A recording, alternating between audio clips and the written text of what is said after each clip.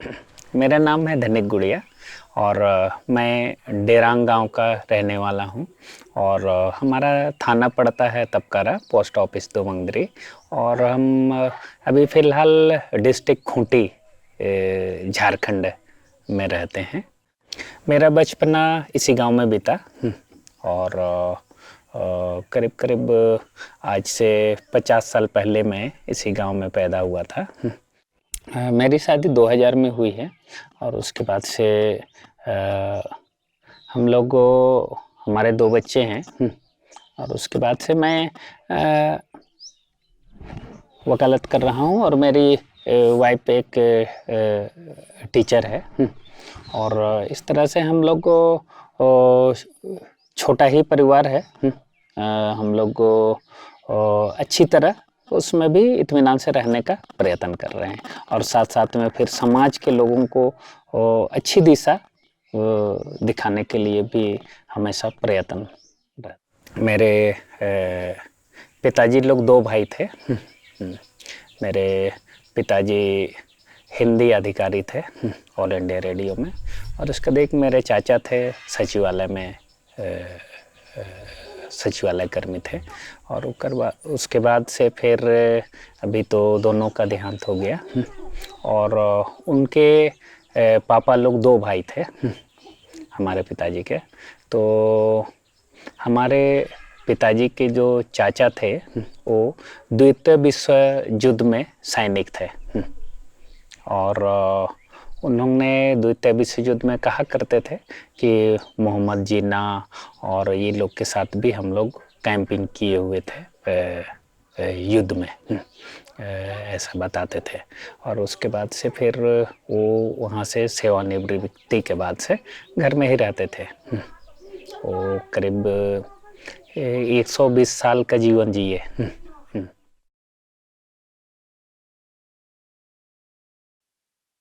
ये गांव मेरा रांची ज़िले से करीब करीब 100 किलोमीटर की दूरी पर है। और ये गांव हमारा पहले तो बहुत ही जंगल के बीच में था। अब तो बहुत सारे जंगल कट गए जिसके चलते ये जंगल कम हो गया है। हमारा घर सब अभी जो भी पुराना घर सब है सब दादाजी के पिताजी लोग बनाए थे। और मिट्टी का घर है लेकिन बहुत मजबूत है। अभी तक उसमें कोई प्रॉब्लम नहीं है। हमारे दादाजी जब आर्मी में थे तो घर में ऐसा कुछ भी और कोई रिसोर्स तो था नहीं। खेती था धन कमाने के लिए, और जो वन उपज होता था उससे पैसा बनता था।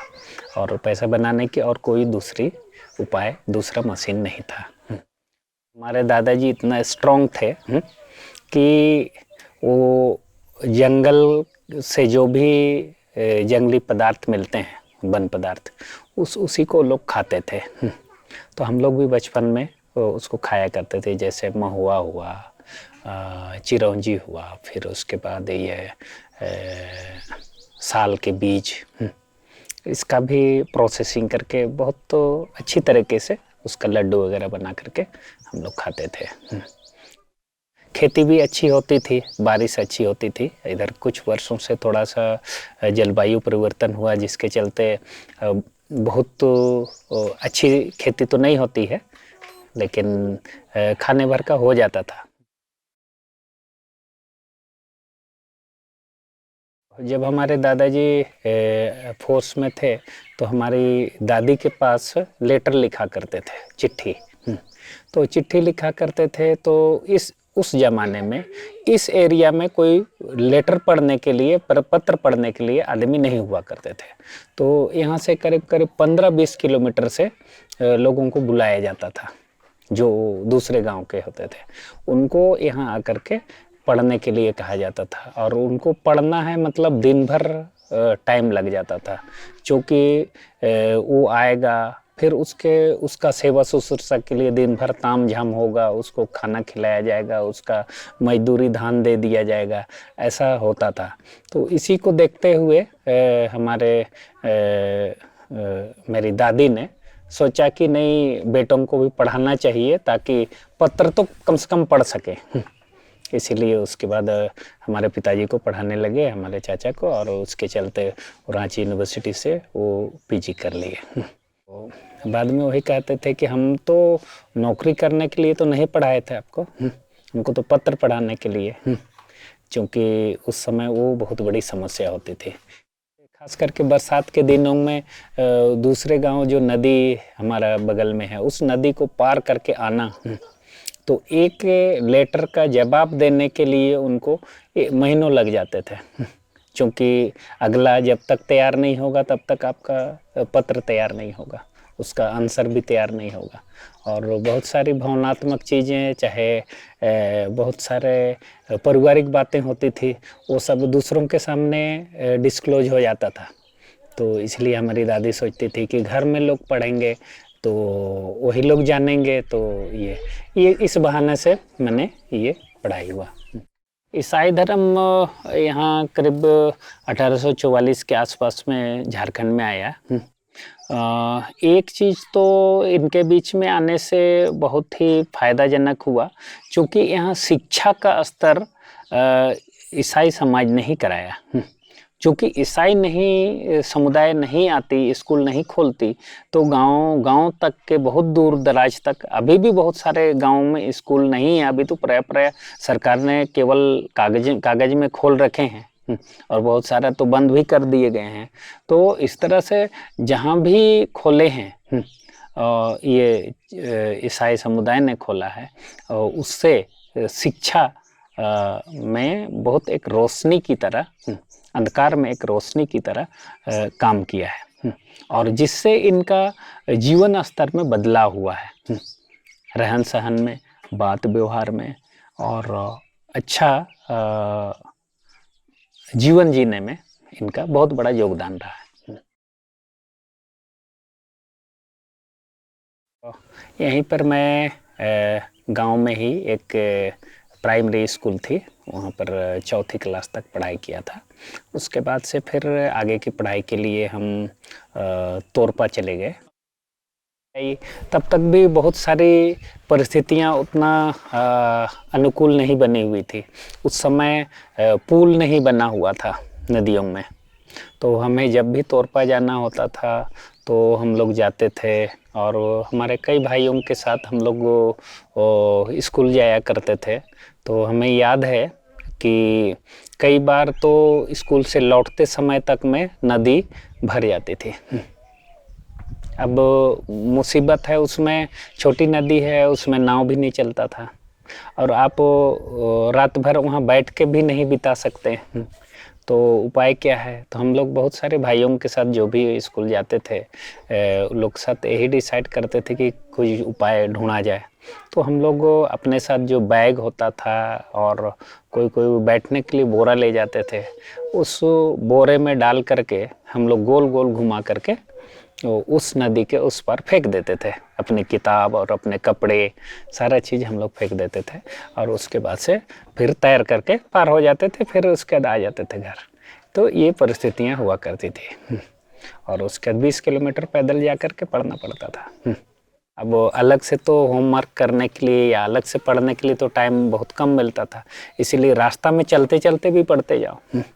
आपस में कुछ भी डिस्कशन करना है, कुछ भी अपने जो भी भाई जाते हैं उनके साथ क्वेश्चन आंसर करते हुए चले जाओ, वही होमवर्क हो जाता था रास्ते में ही। तो ये परिस्थितियाँ थी, और ऐसा कर के हम लोग ने अपना बहुत मेहनत करके फिर उसके बाद हम लोग चले गए। जब मैं ग्रेजुएशन कर रहा था रांची सेंट जेवियर्स कॉलेज से, तो उसी बीच में इधर कोयलकारों का आंदोलन शुरू हुआ। तो मुझे लगा कि नहीं, हमारा ज़मीन ही नहीं रहेगा, और ये मूवमेंट में अगर हम शामिल नहीं होंगे तो फिर हमारे लिए दिक्कत हो जाएगा। तो ये सोच करके मैंने मूवमेंट में बढ़ चढ़ कर हिस्सा लिया, और पढ़ाई अपनी छोड़ करके, ग्रेजुएशन के बाद आगे की पढ़ाई छोड़ करके मैंने मूवमेंट में 2 साल लगाया। और उसका 2 साल लगाने के बाद उसी बीच में बाद में 1995 में ये घोषणा हो गया कि नहीं अब डैम नहीं बनेगा। तब फिर उसके बाद फिर जा कर के फिर पढ़ाई शुरू की।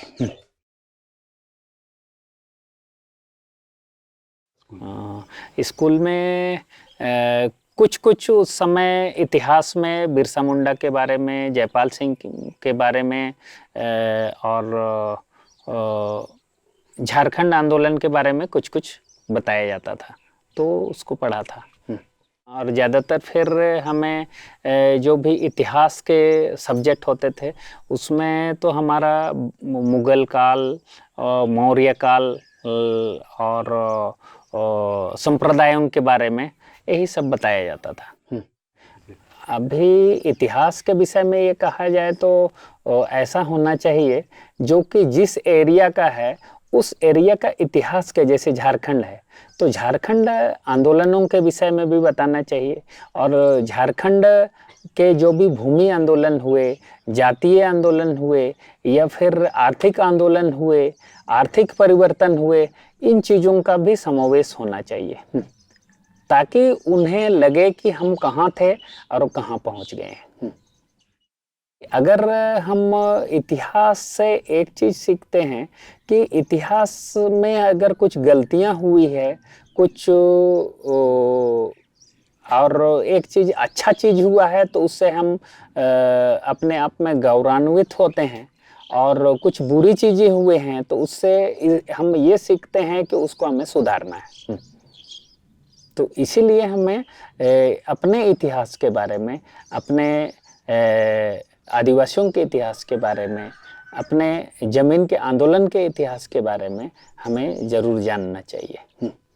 और हमें अपने महापुरुषों के बारे में भी, जैसे हमारा जयपाल सिंह मुंडा भारतीय संविधान के संविधान निर्माता समिति के सदस्य रहे हैं, उनके बारे में भी अच्छी हाईलाइट होनी चाहिए, जो कि आज के डेट में ऐसा नहीं दिखाया जाता है।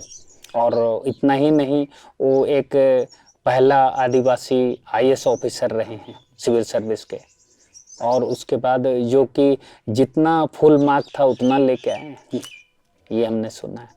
और दूसरा चीज़ कि ये ओलंपिक में हॉकी में गोल्ड मेडलिस्ट रहे हैं, जो कि उस समय हॉकी में 30-35 गोल, आज तक कभी भी उनका रिकॉर्ड को किसी ने नहीं तोड़ा है। ऐसा रिकॉर्ड आदिवासी ने बनाया है। तो इन चीज़ों को पढ़ाना चाहिए, इन चीज़ों को हाईलाइट करना चाहिए, ताकि एक उमंग आएगा, हम भी कर सकते हैं, ये जज्बा युवाओं में आएगी। हम उनको अगर बढ़ाना चाहते हैं तो इस तरह के जो भी अच्छी चीज़ें हुई हैं उनको और अच्छी तरीके से बढ़ाना चाहिए। उसके बाद से फिर उसको करने के बाद से फिर मैं अपना फिर वकालत शुरू कर दिया। मैं नहीं सोचा था कि मैं वकील बनूंगा, लेकिन परिस्थितियां वैसा बन गई। जब हम लोग व्यवसाय करने लगे, कुछ हमारे साथी थे 4-5 लोग, वो लोग ट्रक के बिजनेस कर रहे थे और तरह तरह के, तो बार बार उन्हें कभी पुलिस का पल्ला पड़ता था, कभी किसी प्रकार से समस्या आती थी। फिर उसके बाद आंदोलन में भी अलग अलग उतार चढ़ाव आए, उसमें भी कभी पुलिस के ऊपर एफआईआर करना है तो क्या करना होगा, तो कौन इसका जिम्मेदारी लेगा, इस तरह से बहुत सारी बातें होती थी। तो इसीलिए हमारे साथियों ने हमें कहा कि तुम पढ़ना चाहते हो और पढ़ सकते हो, इसलिए तुम ही चल जाओ वकालत करने के लिए। तो उन्होंने उस ज़माने में कुछ पैसा इकट्ठा किया और हमें पैसा दिया और हमने उस क्षेत्र में डाल दिया। और उसके बाद से फिर मैं अपने वकालत करने के बाद सीधे मैं प्रैक्टिस शुरू कर लिया। और उसके बाद प्रैक्टिस शुरू किया तो फिर उसमें बहुत सारे उसमें भी समस्याएं आई, लेकिन सारे समस्याओं को दरकिनार करते हुए मैंने अपनी पढ़ाई पूरी करने के बाद फिर वकालत शुरू कर लिया। और यहाँ भी मेरे लिए जिम्मेदारी थी कि चूँकि मैं आंदोलन से निकला हुआ था, इसलिए बहुत दिन तक और अभी भी करीब करीब हमको 60% केस तो फ्री में करने होते थे। उसके लिए मैंने फीस कभी नहीं चार्ज करता था, और जितने भी आंदोलन के केस होते थे सबको मुझे मुफ्त में करना होता था, और मैं करता भी हूँ। और उसके बाद अभी भी मैं बहुत सारे जो भी आंदोलन होते हैं, आंदोलन के केसों को मैं फ्री ऑफ कॉस्ट करता हूँ, क्योंकि आंदोलन ने ही मुझे वहाँ पहुँचाया है। अभी खास करके तो जितने भी क्रिमिनल केस होते हैं उससे संबंधित आंदोलन में जो भी केस होते हैं उसको देखता हूँ। और उसके बाद जहाँ मैं प्रैक्टिस करता हूँ ये छोटी जगह है, इसलिए वहाँ जितने भी सिविल मैटर्स आते हैं, लैंड डिस्प्यूट के या फैमिली डिस्प्यूट के, जो भी सिविल मैटर्स होते हैं तो उसको भी मैं देखता हूँ।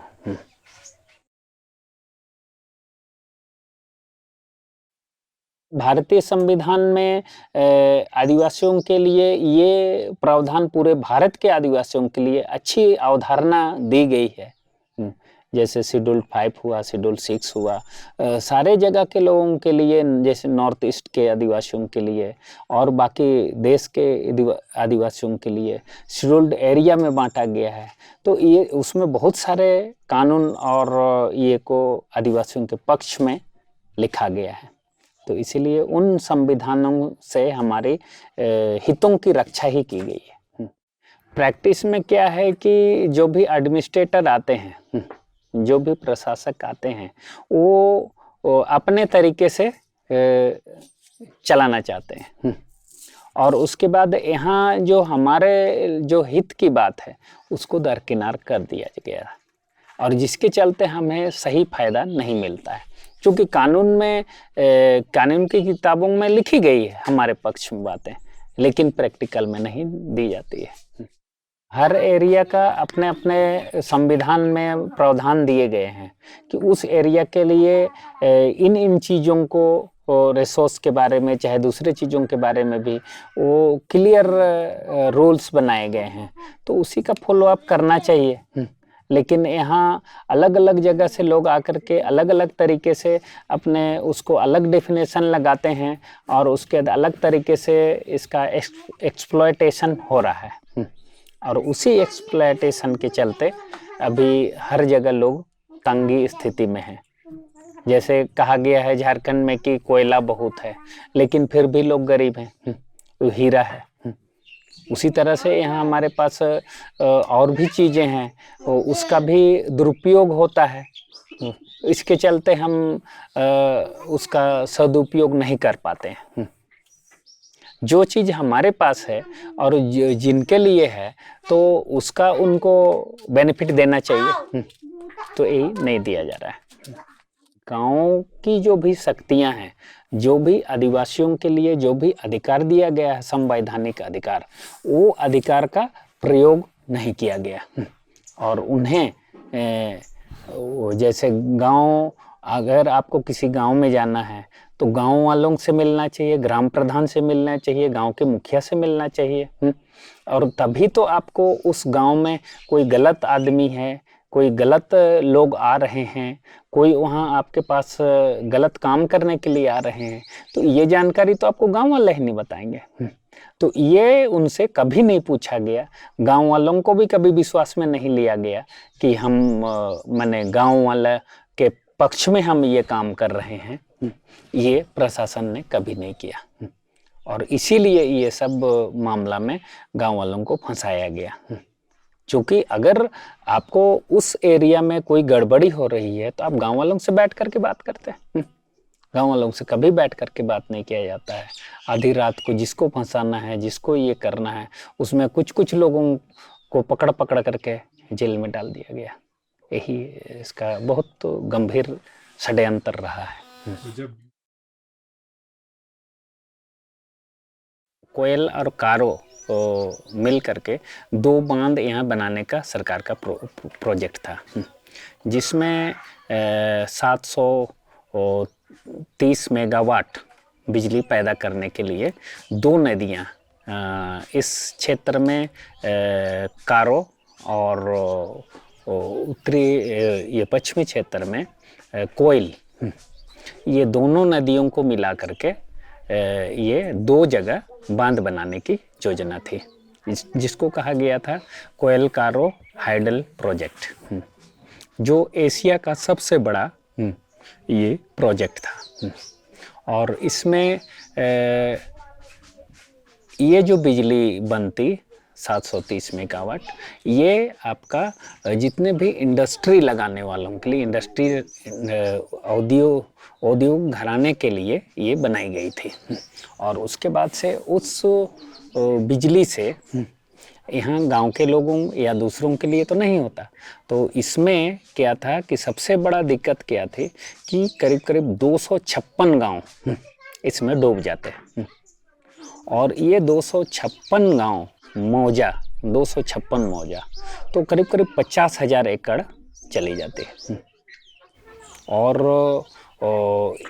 वहाँ कोयल और कारो के बीच में फिर 30 फीट का एक ये नहर बनाया जाता। और उसके बाद चूँकि कारों में साल भर पानी नहीं रहता है, कोयल में साल भर पानी रहता है, तो वो पानी को यहाँ लाया जाता, ऐसा सिस्टम था। तो उसमें और भी बीच में बहुत सारे उससे भी ज़्यादा ज़मीन लोगों की चली जाती, गांव के गांव उजड़ जाते। तो इसी को देख करके हम लोगों ने सोचा कि नहीं, ये तो हमारे लिए विकास नहीं होगा। और बहुत सारे वैज्ञानिक जैसे दिल्ली विश्वविद्यालय से आए थे दुनू राय, उन लोगों ने ये विश्लेषण किया कि ये डैम 30 साल से अधिक नहीं चलने वाला है, चूँकि ये बालू वाली डैम है, बालू वाली नदी है, तो इसमें बाद में इसका काम बंद हो जाएगा, चूँकि वहाँ पानी भर जाएगा, यही कहना था। और इसके चलते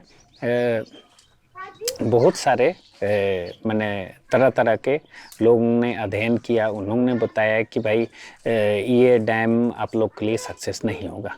और उसी बीच में सरकार ने बहुत जोर लगाया हर तरह से कि इसको हर हाल में बनाया जाए। इसके लिए तरह तरह से हथकंडा अपनाए भी गए, कई बार यहाँ फोर्स लगाई गई, फोर्स के साथ साथ कई बार गोलीकांड भी हुआ, लेकिन जन संगठन के लोग मजबूत थे और उन्होंने कभी भी ये समझौता नहीं किया। और उसके बाद से फिर उनको झुकना पड़ा। और इतना ही नहीं कि जितना भी आंदोलन हुए उसमें बहुत बार बहुत सामना करना पड़ा। और उसके बाद से फिर संगठन के लोगों ने 1984 में एक रिट भी फाइल किया सुप्रीम कोर्ट में कि भाई आप पहले हमारा रिहेबिलिटेशन करें, तब जा कर के हम ये अपनी जगह को छोड़ेंगे।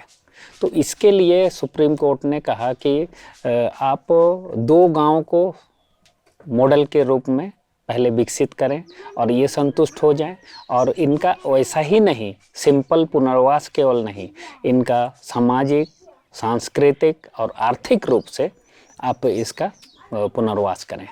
अगर इससे ये लोग संतुष्ट होते हैं तो फिर आप आगे की कार्रवाई शुरू कर सकते हैं। तो उनको करीब करीब 10 साल का टाइम दिया गया, लेकिन वो नहीं कर पाए। और 2-3 साल का टाइम दिया गया, 3 साल तक का टाइम दिया गया, लेकिन वो लोग नहीं कर पाए सरकार। इसके चलते बाद में संगठन यहाँ मजबूत हो गया, कोएलकारो जन संगठन, और उन्होंने ये डिसाइड किया कि नहीं, हम किसी भी हालत में बांध को नहीं बांधने देंगे, क्योंकि इससे हमारा जो भी विनाश होगा ये कभी भरपाई नहीं होगा। क्योंकि सरकार के पास कोई योजना नहीं थी कि हमें कहाँ एस्टेब्लिश रिहेबिलिट किया जाएगा और कहाँ हमारा रिहेबिलिटेशन के लिए क्या क्या योजनाएं हैं, ये नहीं थी। सिर्फ उनका था कि हम बांध बनाएंगे और यहाँ के लोग हट जाएं, और ये कहाँ जाएंगे, क्या खाएंगे, कैसे रहेंगे, इसके बारे में कोई योजना नहीं थी। इनका डीपीआर में भी कोई स्पष्ट योजना नहीं थी। जब मैं ये आंदोलन में आया तो हमको युवाओं का हेड बनाया गया, और युवाओं को संगठित करने के लिए और युवाओं को आगे बढ़ाने के लिए आंदोलन में, इसके लिए हमको एक जिम्मेदारी दी गई और उसके लिए हमने पूरे गांव-गांव में अवेयरनेस का प्रोग्राम किया। हम लोग सरकारी पदाधिकारियों के साथ भी बैठते थे और उनसे सवाल करते थे कि अगर आप आज मेरी ज़मीन से हमको आप हटा देंगे तो हमारे लिए क्या-क्या आप बेनिफिट देंगे और इन युवाओं के लिए आप क्या करेंगे? तो वो साफ-साफ कहते थे कि रोज़गार तो नहीं मिलेगा, चूँकि यहाँ पर कुशल मज़दूर का ज़रूरत होगा, चूँकि यहाँ मैनुअल कोई काम नहीं होगा, सब मशीन से काम होगा। जो भी काम होगा सारा मशीन से होगा, तो आप लोग को तो कोई काम मिलेगा नहीं, एकदम स्पष्ट कहते थे वो लोग। तो फिर हम अपनी ज़मीन क्यों दान देंगे? क्यों हम आपको देंगे और हम अपना घर क्यों बेघर हो जाएंगे? तो कुछ तो उपाय होगा, कुछ पैसे आप लोग को मिलेंगे, लेकिन उसका भी कुछ आंकड़ा नहीं था। उसमें क्या था, पैसे के लिए भी कॉम्प्लिकेटेड इन्होंने जो भी हमको अधिकारियों ने बताया कि आपका जो भी पैसा होगा, मुआवजे की राशि जो भी सरकार द्वारा निर्धारित की जाएगी, वो आपका 90% पैसा बैंकों में 7 साल के लिए फिक्स डिपॉजिट की जाएगी। 10% केवल आपको दिए जाएंगे और उसके बाद से फिर 7 साल के पैसा को निकालने के लिए आपको 3 तरह के विटनेस की ज़रूरत होगी और लोग लेना पड़ेगा आपको। एक आपका एसडीओ होगा, एक सीओ होगा और सीओ चाहे बीडीओ होगा और उसके बाद तीसरा आपका गांव का कोई मुखिया होगा, ये होगा। तो हम लोग ने कहा कि अगर ये लोग दलाल बन गए हमारी पैसा के पीछे, मान लिए 10 करोड़ रुपया मिलना है, तो हमारा 10 करोड़ रुपया लेने के लिए ये लोग कमीशन अगर अंडरग्राउंड तरीके से हमें मांग रहे, तब तो फिर मेरे पास तो कुछ पैसा नहीं बचेगा। तो ये भी हम लोगों ने कहा, तो लोग बोला ऐसा नहीं होगा, लेकिन हम लोग ने जो देख चुका है, एचएससी में देख चुका है, चांडिल में देख चुका है और भी दूसरी जगह देखे हैं कि इस तरह जो भी जगह जगह से विस्थापित हुए हैं उनके बारे में अध्ययन किया, वहाँ जा कर के देखा। जैसे नर्मदा में नर्मदा बचाओ आंदोलन की मेधा पाटकर आई, उनसे डिस्कस किए, सुंदरलाल बहुगुणा से डिस्कस किए, वो भी आए थे। तो सभी ने कहा कि ये सब धोखा वाली बात है और इससे आप लोगों को नुकसान ही नुकसान होगा। तो इसीलिए हम लोग ने और जगह जा कर के भी देखा, हम लोग ने नर्मदा भी जा कर के देखा, तो हम लोग को भी लगा कि नहीं, इस तरह से जो भी वहाँ लोगों को डिस्प्लेस किया गया है, रिहेबिलिटेशन किया गया है, वहाँ हम लोग देखे तो वहाँ गाय रहने के लिए भी मुश्किल है, वहाँ आदमी तो क्या रहेगा। ऐसा स्थितियाँ हम लोग बहुत जगह देखे। तो इसीलिए हम लोग ने डिसाइड किया कि नहीं, किसी भी हालत में हम लोग अपनी जगह नहीं छोड़ेंगे। जैसा भी स्थिति में हम जंगल में रहते हैं, पेड़ों पर रहते हैं, जैसा भी, लेकिन हम लोग पर्यावरण का रक्षा करते हुए हम लोग अपना रहेंगे। यहाँ हमारा पूर्वज यहाँ से केवल नहीं आया, हमारा मोहनजोदड़ो हड़प्पा की संस्कृति को लेते हुए आज तक इस जंगल के अंदर में आया और यहाँ खेत बनाया, ज़मीन बनाया और आज हम लोग यहाँ चाइन से हैं। तो हम लोग इसी तरह से किसी को तो हम लोग नुकसान नहीं पहुँचाया, हम लोग को हमेशा फ़ायदा ही दिलाए हैं, चूँकि पर्यावरण की रक्षा किए हैं। हम लोग इतना पेड़ पौधा लगा करके रखे हैं और कहीं जो भी शहर बने हैं वहाँ कहीं पेड़ पौधा नहीं है। रानी विक्टोरिया ने सारे लोगों को पूछा था, कलकत्ता में जब राजधानी थी इधर की, तो उस समय उनको पूछा गया था कि आप लोग का क्या है, आप लोग का अपना डीड दिखाइए, अपना पट्टा दिखाइए। तो रानी विक्टोरिया ने बहुत मुंडाओं को प्रेशर किया कि बताइए कि आप लोग का अपने पास जो यहाँ रहते हैं उसका क्या प्रमाण है। तो उन्होंने अपना यहाँ से ढो करके चट्टान को, पत्थर को वो ढो करके ले गया है, जो आज विक्टोरिया मेमोरियल में रखा हुआ है। तो वो चट्टान हमारा एक प्रमाण है, वो पत्थर सिंपल पत्थर नहीं है, वो ससंद्री है और वही ससंद्री हमारा धरोहर है। क्योंकि जहाँ जहाँ भी आप पत्थर देखेंगे, हमारे विद्वान डॉक्टर रामदयाल मुंडा कहते थे कि ये आपको जहाँ जहाँ भी हमारा आदिवासी रहा है, वियतनाम में और मडागास्कर में और जो भी एरिया में आप जाएंगे, जहाँ जहाँ पत्थर गाड़ा हुआ मिलेगा, वहाँ उस एरिया से मुंडा लोग आते गए और रहते गए हैं। तो यही इतिहास बताता है। आदिवासी अपना परिवेश में अपने तरीके से जीता है। जैसे जन्म होता है तो उसके अपने अलग संस्कार होते हैं, हर समुदाय के लिए होता है, लेकिन इसका अपना ही अलग ताना बाना है, अपना एक अलग ढांचा है। उसके लिए जैसे वो घर के, आप किसी के घर में भी जाएंगे, किसी घर के आगे में आंगन है, तो उस आंगन का बहुत महत्व है। एक तो खेती के दृष्टिकोण से भी, दूसरा अपना जो भी सामाजिक रीति रिवाज के हिसाब से भी है। कुछ भी बैठकी होगी, कुछ भी बातचीत होगी, कुछ भी वहाँ कार्यक्रम होगा तो सारा उसी जगह होगा। जन्म में होगा, शादी में होगा, मृत्यु में होगा। तो इस तरह से आदिवासी किसी भी तरह से अपनी जो ढांचा बनाया है, उस ढांचा से बाहर में रहना उसको मुश्किल है। जैसे आजकल कहेंगे कि भाई आपको फ्लैट में रहना है, हम फ्लैट में नहीं, फ्लैट वाली सिस्टम में हम अपने आप को ढाले नहीं हैं।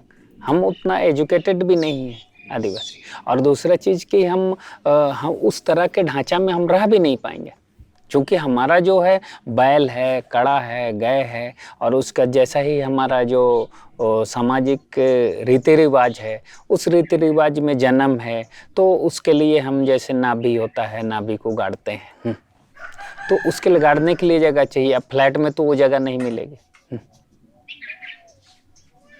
उसी तरह से फिर हमारा मृत्यु है तो हम दफनाते हैं। अब शहर में हमारे लिए दफनाने के लिए जगह नहीं मिलेगी, वहाँ तो जलाया ही जाएगा, वो भी इलेक्ट्रिक से।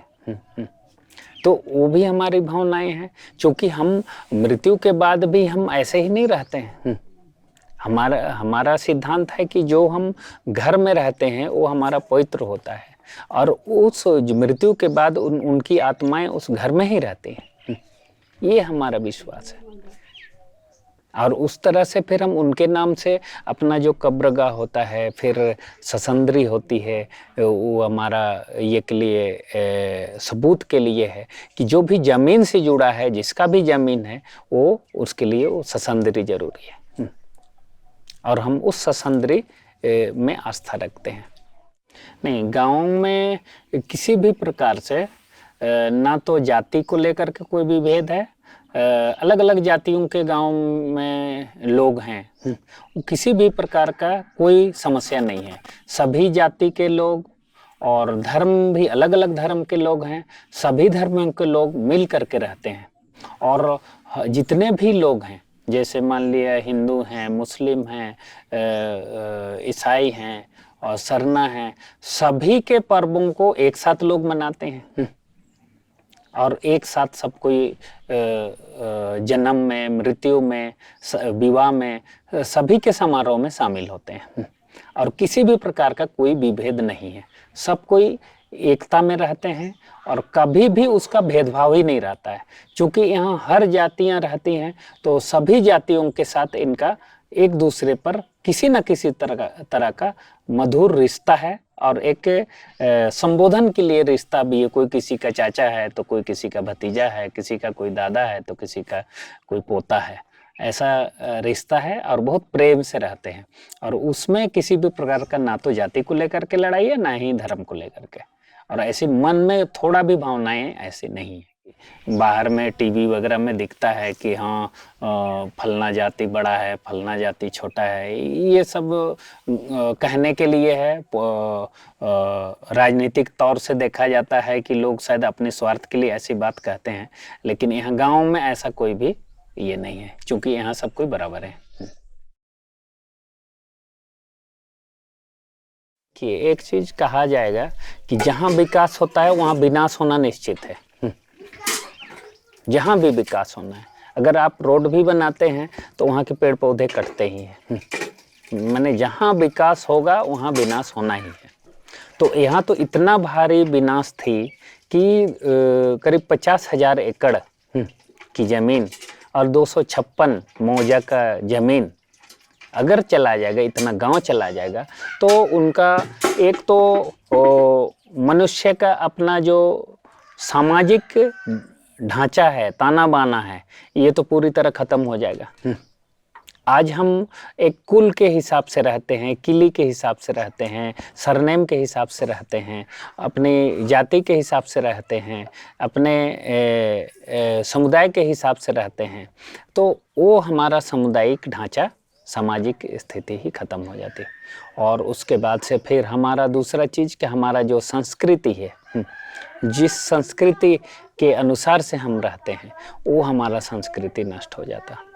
और तीसरा चीज़ है कि हमारा जो भी आर्थिक स्थिति है, ये पूरा डामाडोल हो जाता। जो भी हमारा खेती पर हम आधारित हैं और हम खेती से हम अपना जीवन बिताते हैं, और हमारा जो भी और भी दूसरे तरीके से हम करते हैं, तो ये सारा हम लोग का ताना बाना नष्ट हो जाता। और इसका भरपाई किसी भी प्रकार से हम लोग और दूसरे तरीके से नहीं किया जा सकता है।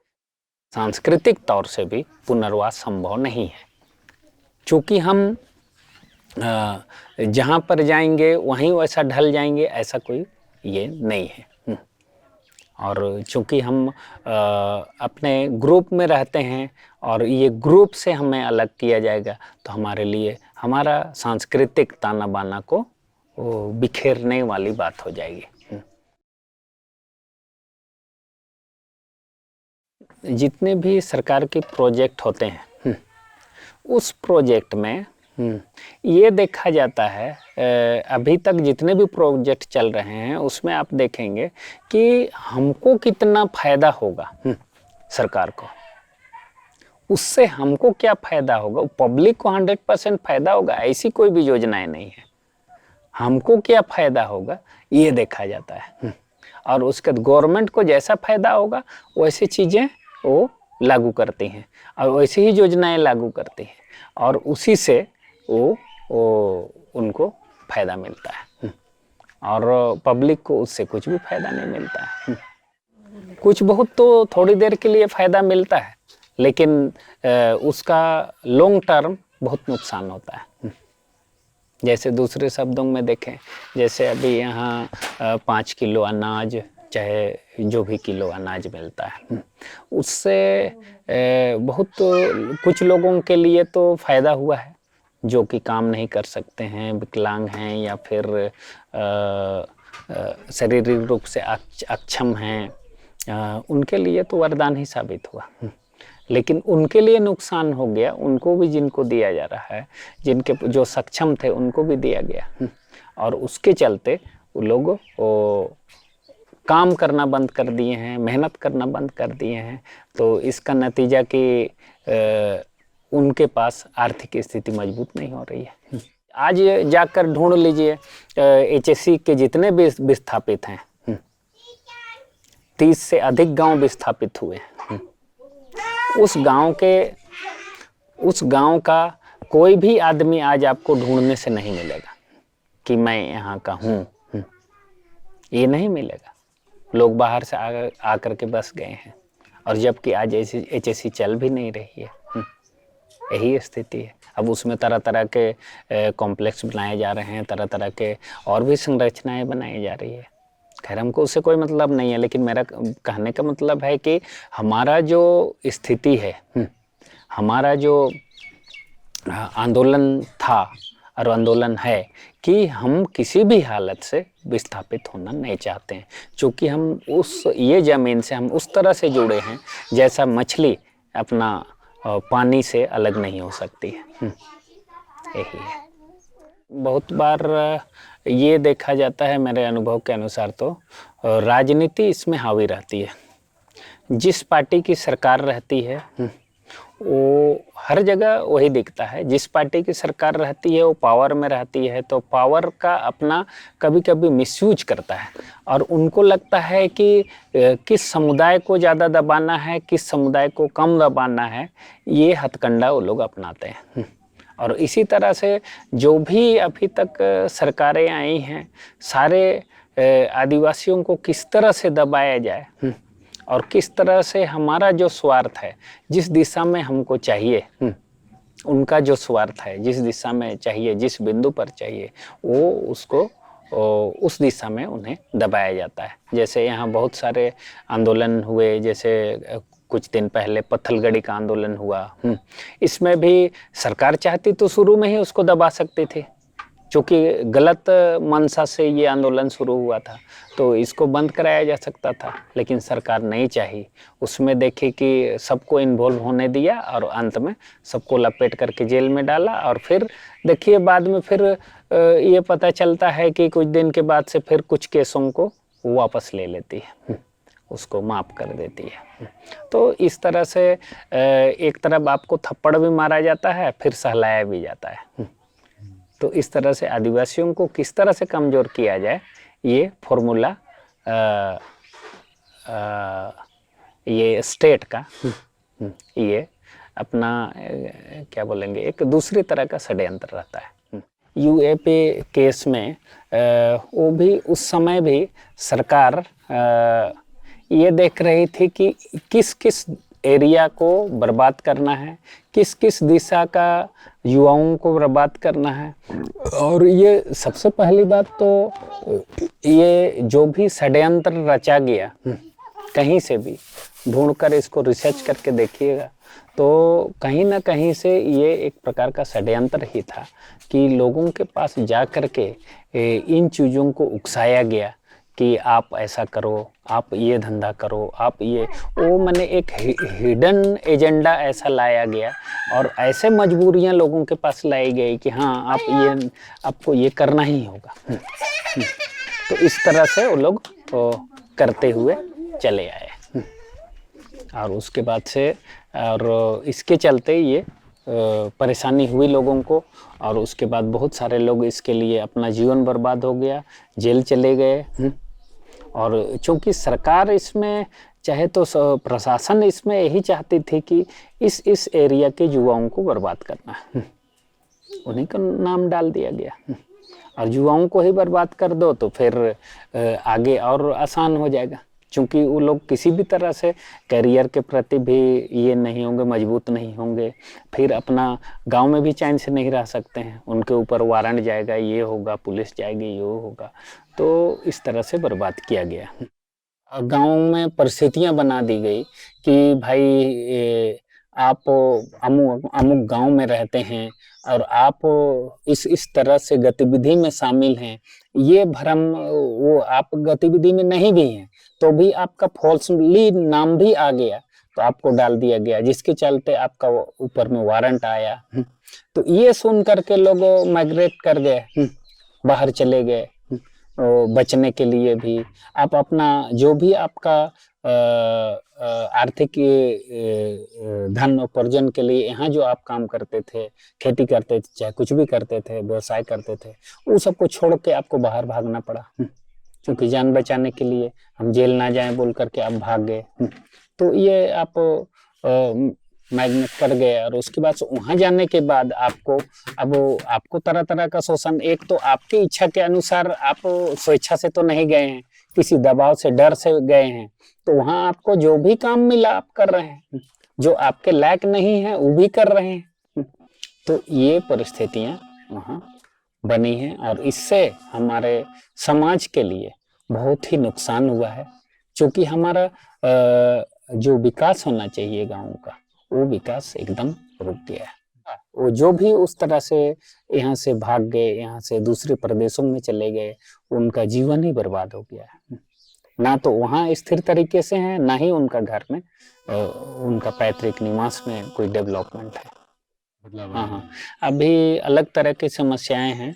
एक तो जो पलायन है आदिवासी गाँव में, खास करके नाबालिग लड़कियों का पलायन, ये बड़े बड़े शहरों के लिए किया जाता है। तो इसमें बहुत सारे अलग अलग फैक्टर भी हैं। लोगों को बरगला करके ले जाने वाले गिरोह भी काम करते हैं गांव-गांव में। तो उससे भी हम लोग गांव में मीटिंग होती है तो वहाँ चर्चा करते हैं कि इस तरह के जालसाज लोगों से नहीं फंसना है, उससे हमको दूर रहना है। और वैसे लेकर के बच्चों को लोग दिल्ली वगैरह बड़े-बड़े शहरों में ले जाते हैं, फिर वो लोग कभी वापस आते भी नहीं हैं। आते भी हैं तो उनकी बहुत ही दुर्दशा बन जाती है और वो ना तो यहाँ रहने के काबिल हैं, ना ही उधर रहने के काबिल हैं। तो कई बार कई तरह की बीमारियों को भी लेकर के आते हैं। कई अपनी-अपनी अलग-अलग समस्याएँ भी लेकर के आते हैं, कई बच्चे लेकर के आते हैं, कोई क्या लेकर के आते हैं। तो इस तरह से अलग-अलग तरह से आर्थिक स्थिति मजबूत करने के लिए जाते हैं, लेकिन उनका आर्थिक स्थिति और ही खराब हो जाता है और फिज़िकली भी खराब होता है, मानसिक स्तर भी बहुत खराब हो जाता है। बहुत सारी लड़कियाँ तो उधर से लौटने के बाद आप उनसे बात ही नहीं कर सकते, इस तरह की परिस्थितियाँ उनके साथ हो जाती है। तो कुछ ही केस में कुछ ही मामले में मामला दर्ज हो पाता है और अधिकतर कहा जाए तो मामला भी दर्ज नहीं होता है। यहाँ आदिवासी स्टेट होना चाहिए था। इसके लिए जो भी आदिवासी बहुल जिला है, उस आदिवासी बहुल जिला को जैसे बृहद झारखंड में था कि केओंझर और बंगाल का मिदनापुर, ये सब जिले को मिला करके 26 जिला का झारखंड बनाने की बात कही गई थी। तो ये बन जाता तो एक आदिवासी स्टेट बनता। आदिवासी स्टेट बनता तो जो भी संवैधानिक ढांचा के मुताबिक जो भी इनको फैसिलिटियाँ मिलती, वो होता। लेकिन वो सब उल्टा हो गया। अभी ये अलग-अलग जिलों को जो कि ये इस जिले में इस स्टेट में नहीं मिलाना चाहिए था, उनको भी मिला करके यहाँ आदिवासियों के हितों को बर्बाद कर दिया गया। मेरे ख्याल से झारखंड थोड़ा बनने में इसका जो स्ट्रक्चर है, जब भी बना, ये गलत समय में बना। झारखंड या तो पहले बनना था,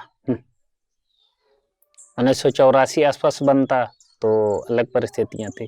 चूंकि मैं छात्र था उस समय, झारखंड आंदोलन में भी बढ़ चढ़ कर हिस्सा लिया। कई बार मैंने धरने में रांची का अल्बर्ट एक्का चौक में कई रात बिताया, सुनसान जगह पर आंदोलन, धरना, प्रदर्शन में भाग लिया। तो इस तरह से झारखंड जब आंदोलन हुआ तो झारखंड आंदोलनकारियों का उस समय का जो स्पीच था, जैसे एनी होरो हुआ, जयपाल सिंह हुए और भी जितने भी झारखंड, सूर्य सिंह बेसरा हुए, तो ये जितने भी झारखंड आंदोलनकारी थे, उनका यही उद्देश्य था कि हम लोग को एक बृहत और आदिवासी स्टेट मिलना चाहिए, यही डिमांड था। लेकिन झारखंड जब 2000 में बना तो ऐसा बना कि ये आपका है या नहीं है, इस परिस्थिति में बन गया है। और इससे हम लोग जो भी झारखंड के लोग हैं पूरी तरह संतुष्ट नहीं हैं, क्योंकि ये हमारे लिए नहीं बना।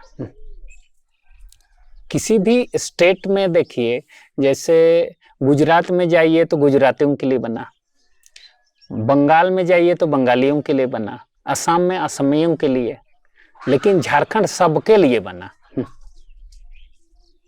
ये सबसे खतरनाक बात है, क्योंकि झारखंड झारखंडियों के लिए होना चाहिए। यहाँ कोई भी डिसीजन होता है तो तुरंत इधर ना उधर से उसको लपेट लिया जाता है और रोक दिया जाता है कि नहीं, आप ऐसा नहीं कर सकते हैं, आप ऐसा नहीं कर सकते हैं। तो हर स्टेट को बनाने का एक उद्देश्य होता है, तो ये उद्देश्य पूरा नहीं हुआ। यहाँ आप स्वतंत्र रूप से झारखंडियों को काम नहीं कर पा रहे हैं, काम करने नहीं दे रहे हैं, क्योंकि ये झारखंड बनाने का उद्देश्य झारखंड जो मांग कर रहे थे उनके समय में नहीं मिला। जो कभी झारखंड को मांगे ही नहीं, उनके समय में मिला। क्योंकि झारखंड का मांग इन्होंने कभी नहीं किया, जो जिसके समय में मिला, और जिन्होंने झारखंड मांगा उस समय, उसके समय में नहीं मिला। इसके लिए मैंने ये विरोधाभास है कि ये झारखंड मिला लेकिन लोग संतुष्ट नहीं है, क्योंकि उनकी नीतियां नहीं है। झारखंड की भी अपने नीति नियम होना चाहिए, वो तो बिहार से अलग हुआ तो बिहार की जो नीतियां थी उसी को यहाँ लगा दिया गया, वो भी हूबहू। तो इसीलिए झारखंड के लोग इससे संतुष्ट नहीं है।